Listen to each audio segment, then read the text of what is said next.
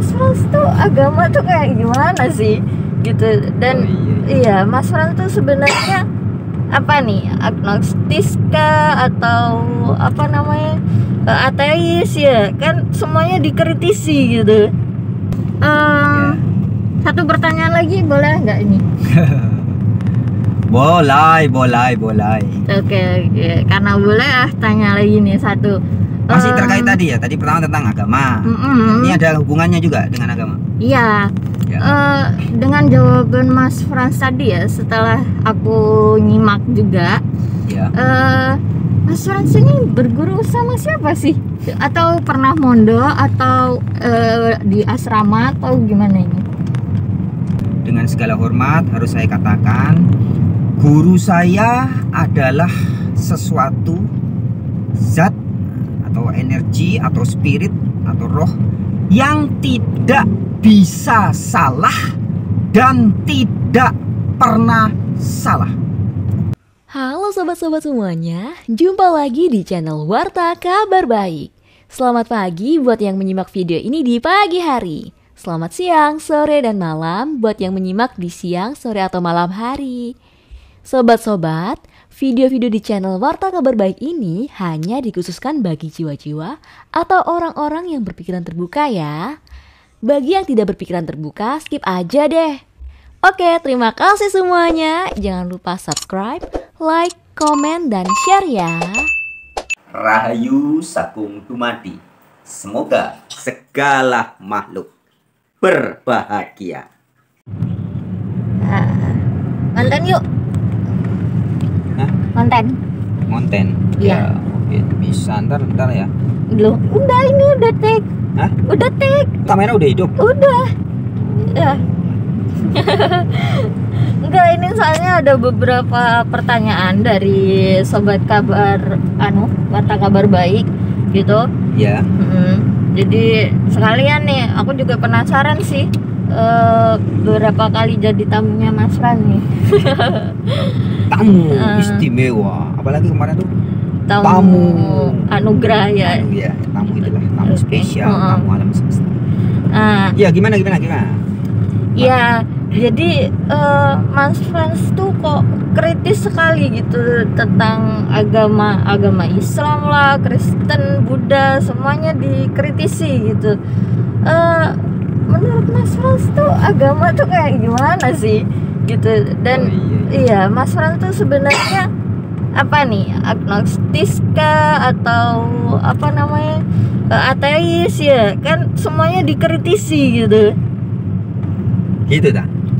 Iya gitu. Gimana?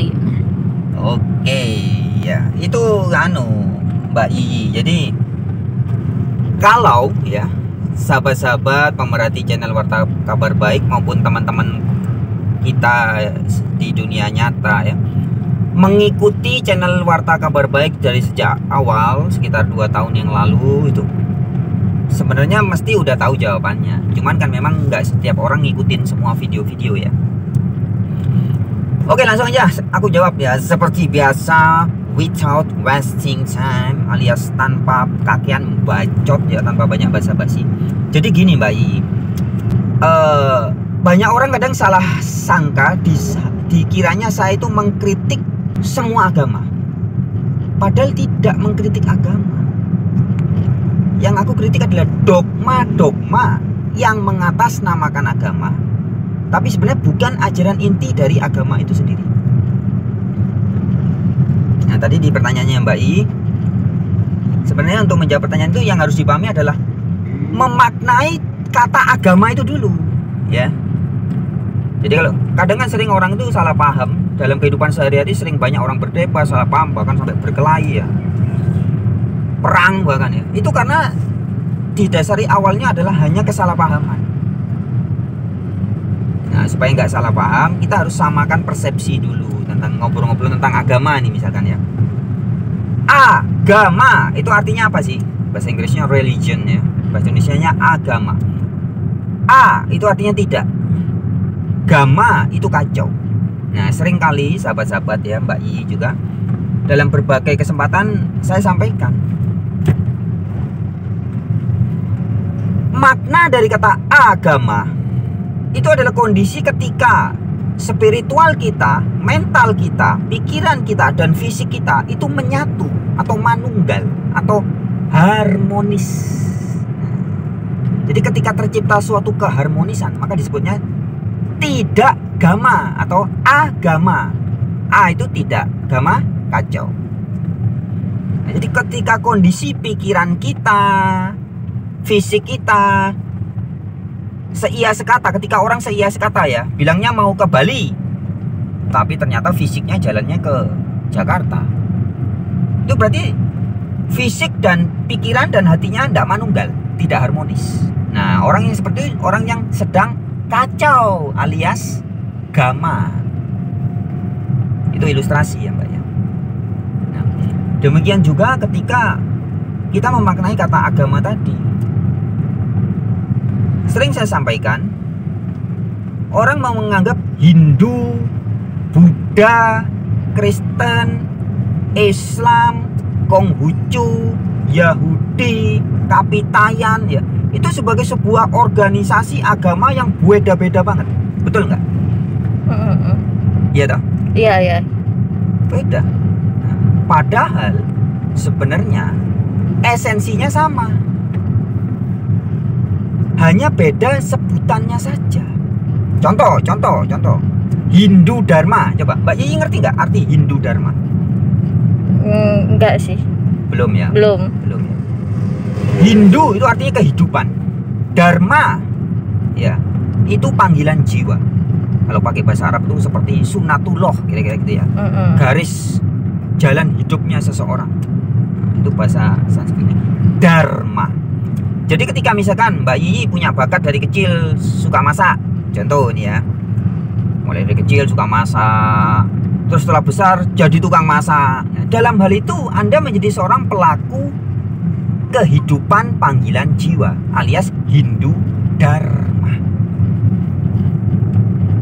Menjalani hidup sesuai dengan takdir atau talenta bakat yang diberikan oleh Tuhan atau oleh semesta. Nah, kalau orang menjalani hidup sesuai dengan talentanya, kira-kira happy enggak dia setiap hari? Happy banget ya. Iya. Bersyukur terus ya.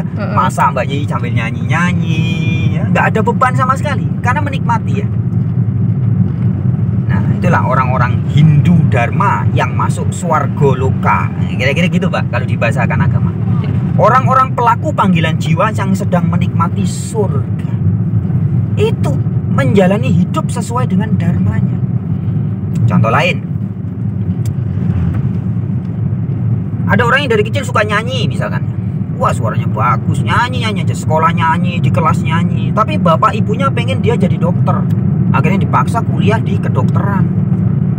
Misalkan, ini cuma sekedar contoh ya, seperti Afgan gitu ya. Sekolah kedokteran. Tapi karirnya suksesnya dia jadi penyanyi. Suaranya enak, benar-benar menjiwai.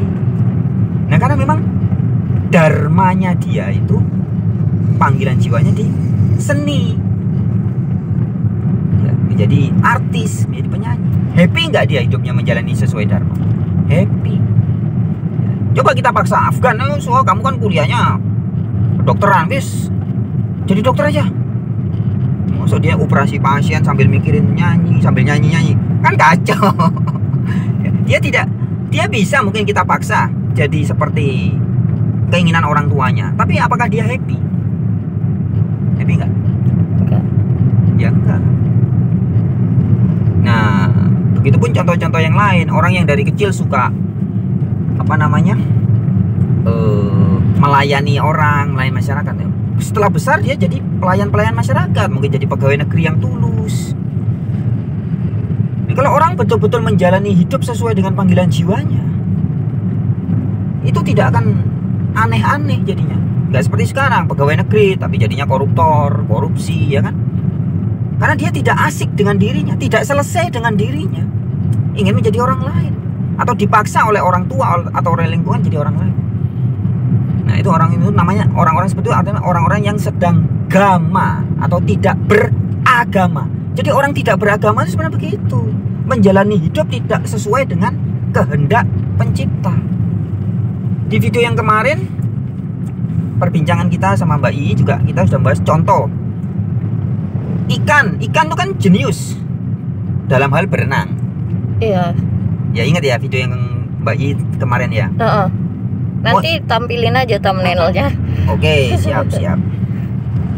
Kemudian monyet jenius, mahir, lihai dalam hal lompat sana lompat sini, bergelantungan, manjat pohon. Tapi kita paksa monyet dari kecil, kita ajari dia berenang, bisa mungkin sekali 2 kali, tapi dia akan menjadi monyet yang stres, bahkan bisa gila. Karena dia tidak menjalani takdirnya, tidak melakoni dharmanya sebagai monyet. Nah, hari ini banyak manusia hidup gitu, menjalani hidup tidak sesuai dengan dharmanya.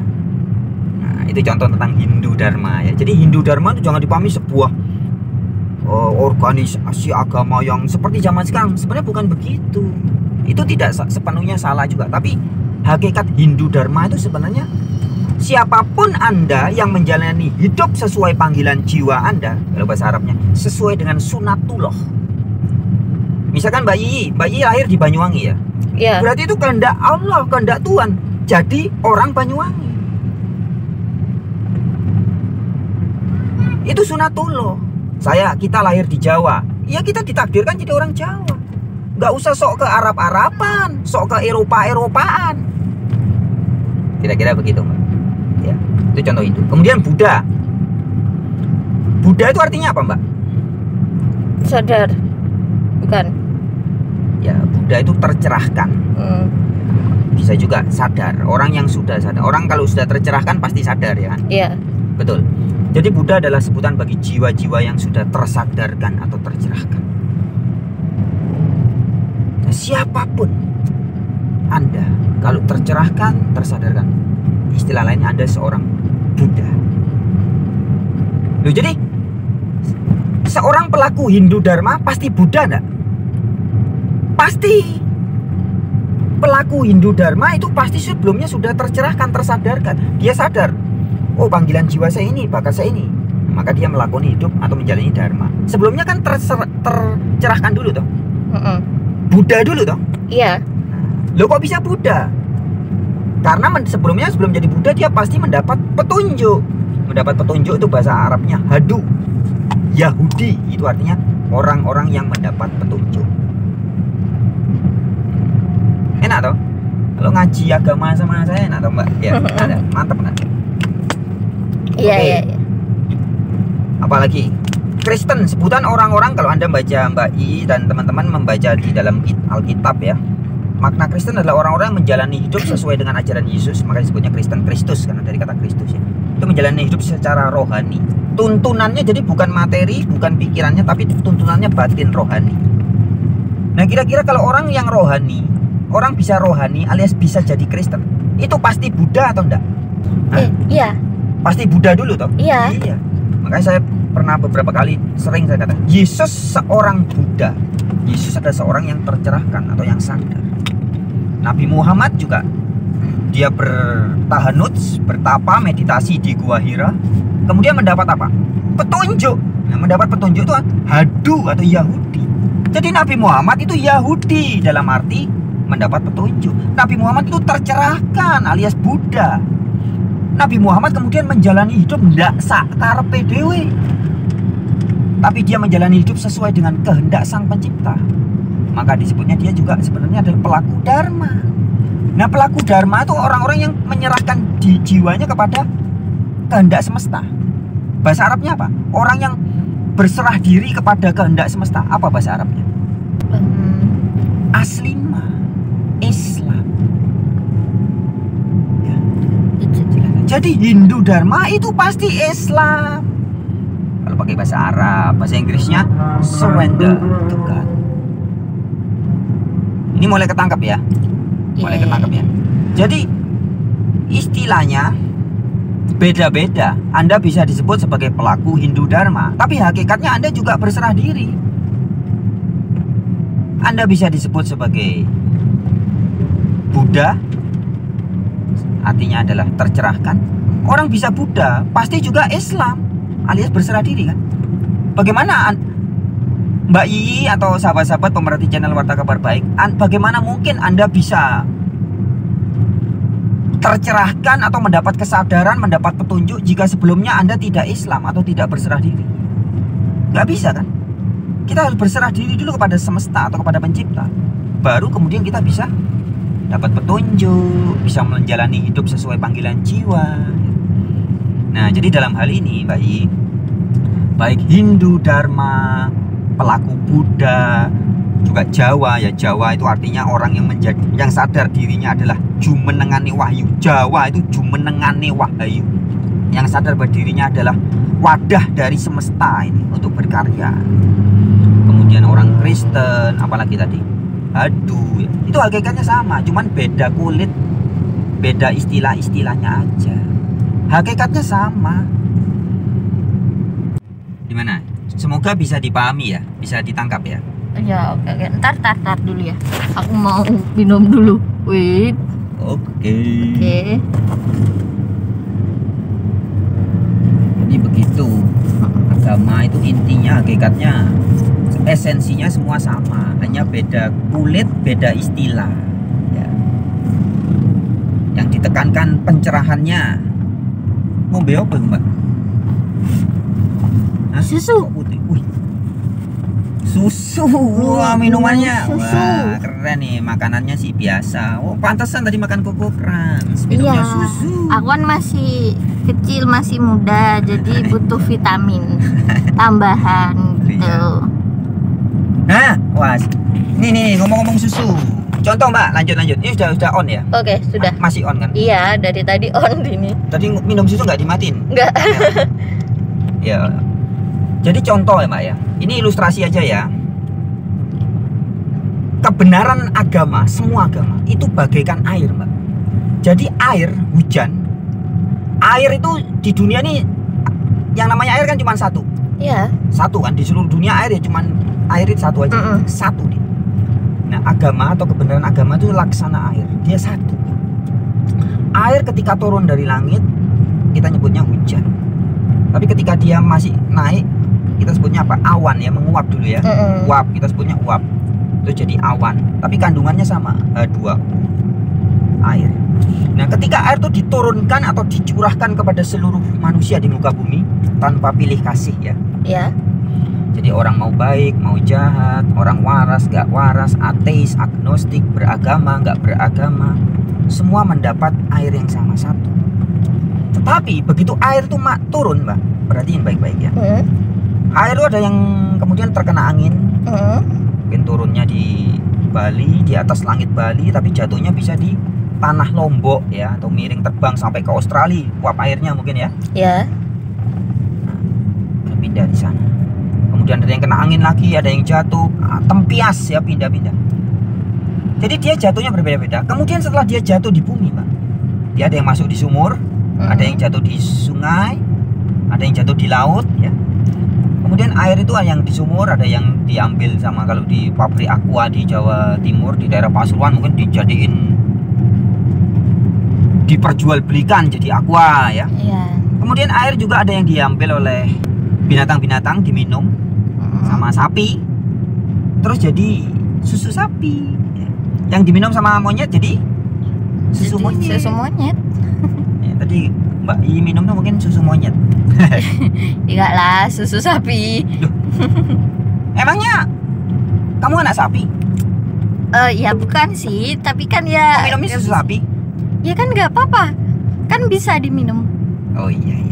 Bahannya sama kok ya. Iya. Intinya dari air ya. Wah ya. Oke, kita lanjut Mbak.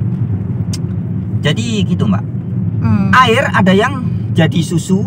Iya. Ada yang jadi air kolam, ada yang jadi air macam-macam. Nah, kemudian setelah jadi, kita persempit dikit ya, jadi minuman. Ada yang oleh manusia diolah menjadi kopi. Dicampurin kopi jadi kopi. Dicampurin teh jadi teh. Ada yang jadi apalagi? Dicampurin alkohol jadi minuman-minuman keras tertentu. Betul ya? Iya. Tapi asalnya kan dia dari air yang sama. Betul ya?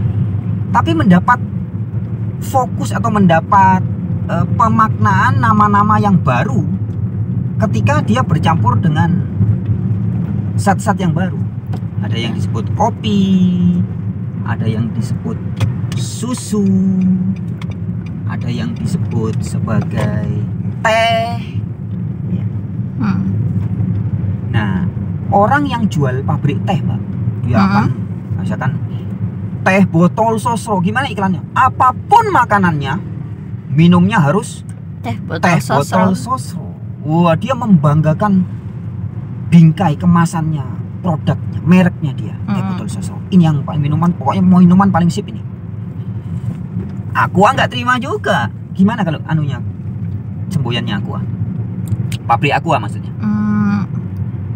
Aqua Apa ya? Pokoknya dia punya jargon tersendiri lah. Iya. Aqua punya kebanggaan tersendiri.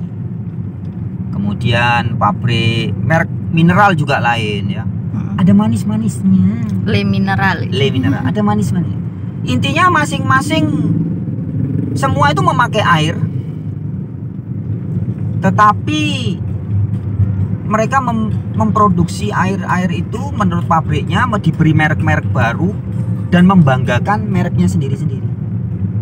Bisa dipahami, Pak? Iya, bisa. Kopi juga gitu. Kopi yang didinginkan ya, kopi apa dicampur Nescafe, kopi ini, kopi itu, kopi itu. Membanggakan, ini loh. Minuman tuh harus kopi ini, nggak boleh merek lain. Yang teh membanggakan, minum yuk apapun makannya minuman teh. Yang minum air putih, Aqua misalkan. Yang lebih menyehatkan, yang lebih murni ya harus merek ini.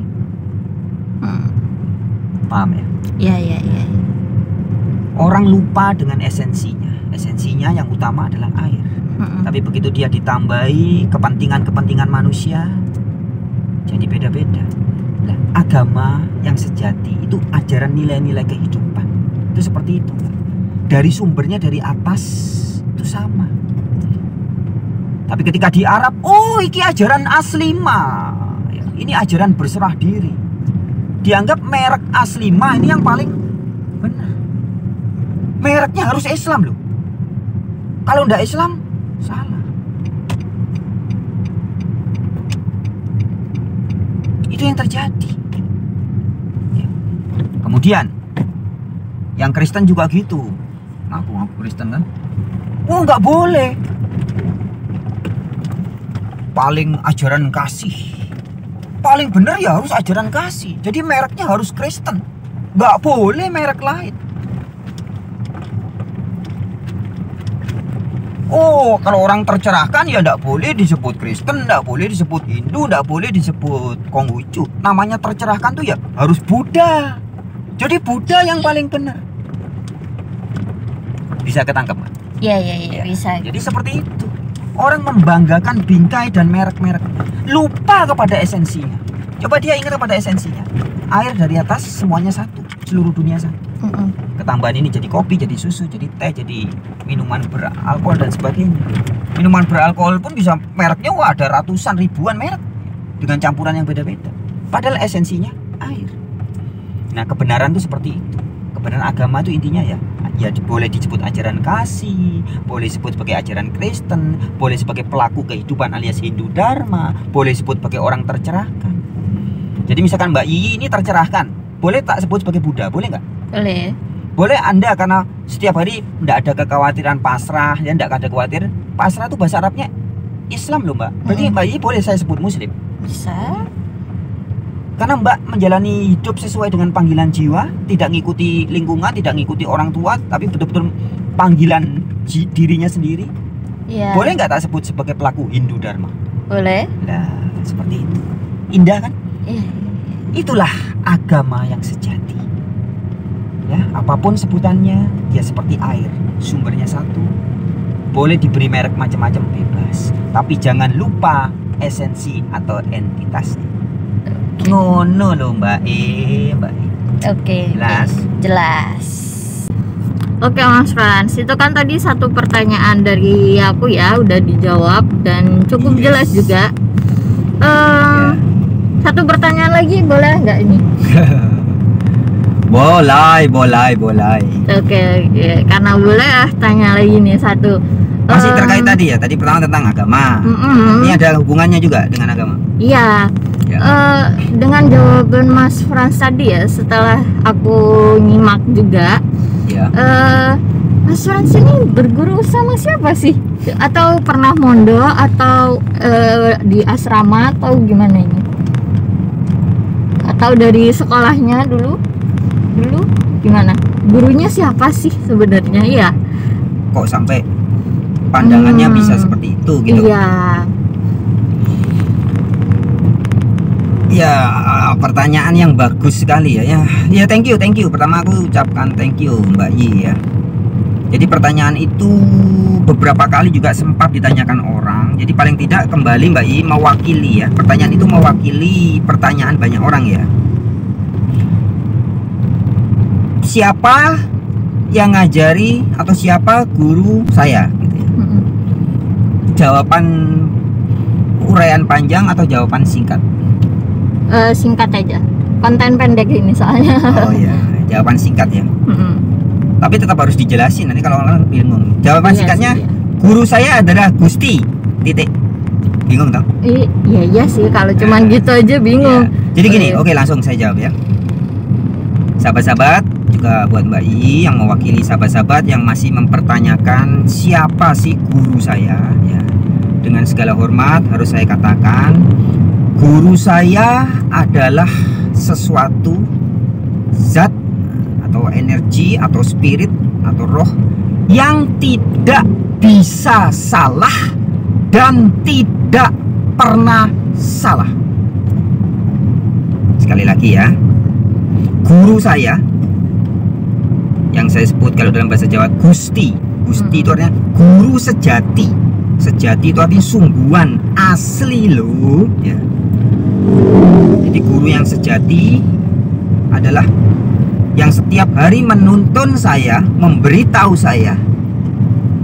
Dan sebenarnya kabar baiknya, sahabat-sahabat, guru sejati saya ini juga sebenar-benarnya guru sejati semua orang. Juga guru sejatinya Mbak I. Nanti sebentar lagi kita akan ulas pelan-pelan ya. Oh gitu ya. Oke. Tadi saya katakan guru sejati ini tidak bisa salah dan tidak pernah salah. Artinya beda dengan manusia ya. Sebagian teman-teman, sahabat-sahabat, saudara-saudara kita meyakini sebagaimana tertulis dalam ada kitab mengatakan ya, manusia kan tempatnya apa? Salah. Iya, orang sering gitu. Kamu salah. Iya, maklum lah, manusia ini kan tempatnya salah dan dosa. Manusia diidentifikasi oleh sebagian kepercayaan orang sebagai tempatnya salah dan dosa. Betul ya Mbak? Iya. Nah, sehingga kalau begitu sangat kurang tepat jika kita berguru menjadikan makhluk yang tempatnya salah dan dosa itu sebagai guru. Guru itu kan artinya digugulan, ditiru atau yang diikuti, dipanuti, diteladani. Iya. Nah, sehingga sekarang banyak orang mengikuti manusia, sedangkan gurunya kemudian ternyata nggak benar, berdosa, melakukan salah dan sebagainya. Maka banyak orang hidupnya juga ya kacau. Ya, itulah kalau kita berguru kepada manusia, apapun gelarnya. Tapi guru saya itu bukan cuman S1 loh gelarnya, Mas Bro. Guru saya itu S3, S4. Kok kayak Samsung ya.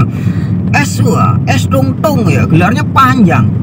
Profesor loh, guru saya itu doktor. Maka saya jawab begini, siapapun guru Anda selama manusia itu tidak bisa Anda banggakan. Bahkan kalau kita mengutip kitab suci dalam kitab Amsal dikatakan jangan berharap kepada manusia. Dalam kitab Yeremia juga, terkutuklah orang yang mengandalkan manusia. Bukan cuma merugi tapi terkutuk.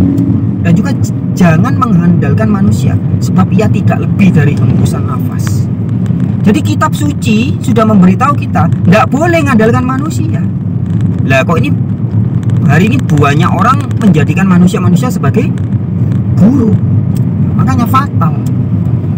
Lah terus bagaimana guru yang sejati? Itu ada Pak Kiai saya, pendeta saya, pernah bertapa di gunung sekian tahun, pernah meditasi di sini. Ini guru spiritual saya, janggutan, jenggotnya putih, istrinya 4 namanya.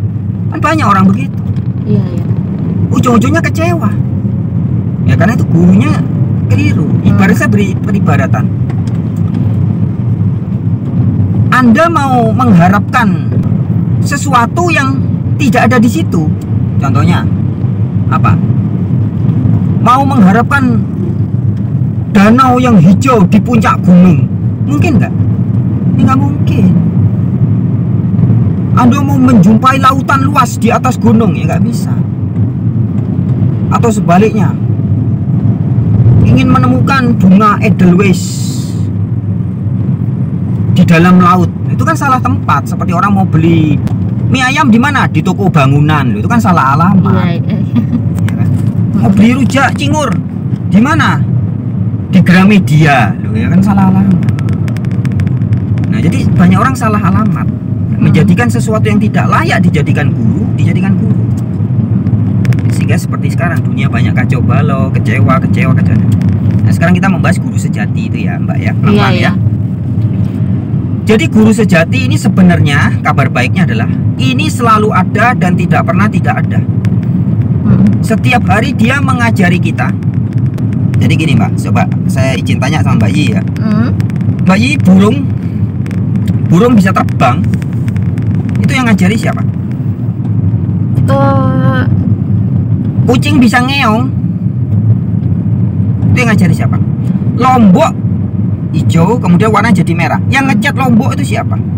Yang ngajarin pohon yang ada tumbuhan yang menjalar. Kamu kalau tumbuh harus menjalar ya, jangan ikut-ikutan pohon mangga atau pohon kelapa. Pohon kelapa kalau tumbuh kan ke atas, pohon mangga ada yang ke atas, ada yang ke samping kiri, ke samping kanan. Kok dia nggak tiba-tiba turun ke bawah? Yang ngajarin akar untuk mencari makanan di dalam tanah, menyerap sari-sari makanan, itu siapa? Itulah Gusti atau guru sejati. Itu. Yang ngajarin monyet gelantungan, kan dia nggak ada kursus monyet supaya pandai bergelantungan. Pernah dengar gitu nggak? Tapi monyet kok pintar sekali, lompat sana lompat sini.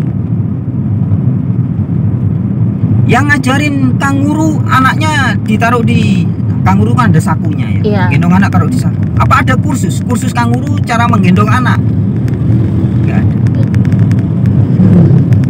Yang ngajari bayi manusia, kalau haus yang dicari apa? Bayi manusia dia kan nangis, yang dicari apa?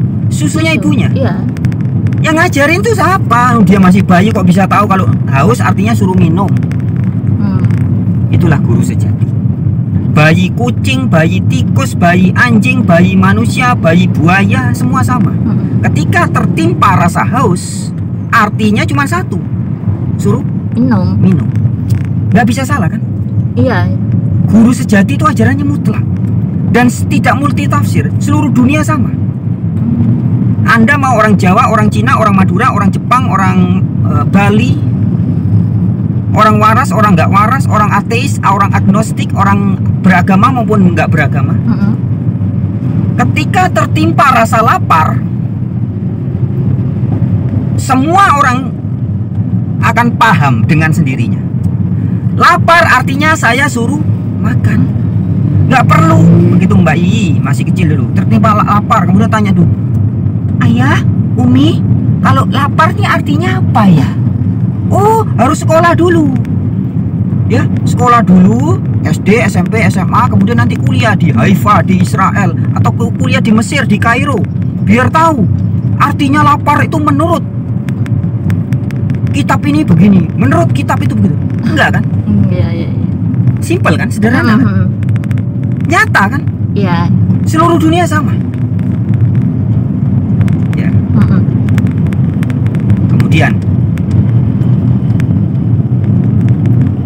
rasa panas yang dirasakan orang Indonesia, orang Amerika, orang Arab, orang Jepang ketika merasakan panasnya matahari misalnya.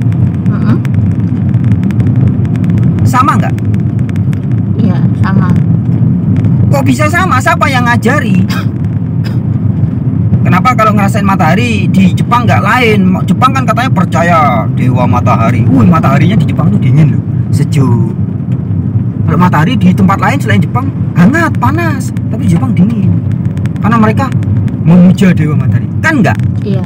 Sama semua seluruh dunia. Itulah yang ngajari guru sejati, nggak bisa salah. Singkatnya Mbak, jadi yang ngajarin ikan berenang itulah guru sejati. Yang ngajarin burung-burung bisa terbang. Kodok suaranya kok nggak miau miau, tapi dia gimana kalau kodok? teotek blung gitu ya. Iya. Itulah guru sejati. Nggak bisa salah. Kasunyatan, nyata kenyataan. Rasa juga begitu. Mbak kalau ditipu orang enak nggak? Ya enggak. Setelah tahu loh, aku ditipu enak nggak? Ya enggak lah, sakit hati pasti. Sakit hati. Ya. Kalau orang Amerika ditipu orang enak nggak? Iya. Sama rasanya nggak enak. Kalau orang Madura, orang Jepang ditipu orang rasanya nggak enak. Sama rasanya nggak enak. Yang ngajarin bahwa ditipu itu nggak enak, maka timbullah perintah. Jadi jangan menipu. Supaya kamu tidak ditipu orang, atau karena kamu tidak mau ditipu, maka jangan menipu. Itu kan ajaran-ajarannya sederhana. Iya. Kamu tidak mau dicuri, kenapa? Apa karena kamu jangan mencuri karena tidak mau dicuri. Kita tidak mau disakiti, maka jangan menyakiti. Ini ilmu guru sejati itu nyata kayak gitu. Jadi nyata ilmunya. Nggak dia bilang jangan mencuri ya.